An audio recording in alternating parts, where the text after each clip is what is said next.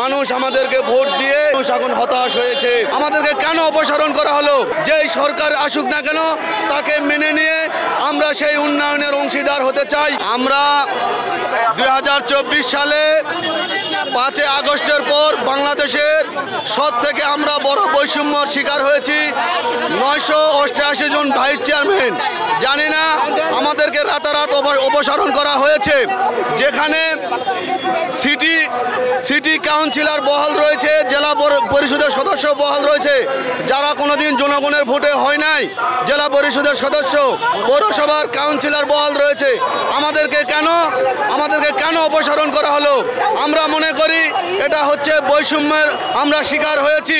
যেহেতু আমাদের কোনো প্রতিষ্ঠানে ভাইস চেয়ারম্যানদের সাইনিং পাওয়ার নেই, আমরা স্বতন্ত্র, আমরা জনগণের ভোটে আমরা নির্বাচিত হয়েছি এবং উপজেলা প্রশাসক আমাদেরকে বেসরকারিভাবে নির্বাচিত করেছে।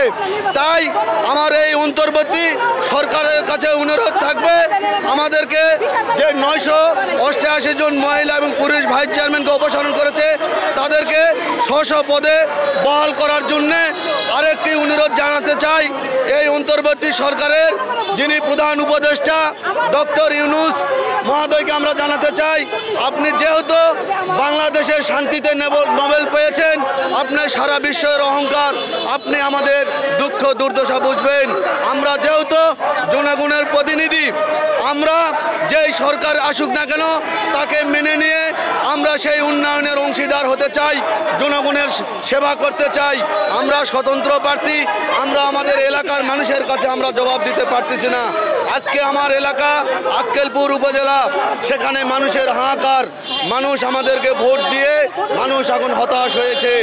আজকে বিশেষ করে এই সরকারের কাছে অনুরোধ থাকবে, আপনারা দয়া করে আমাদের পদটি বহাল করুন।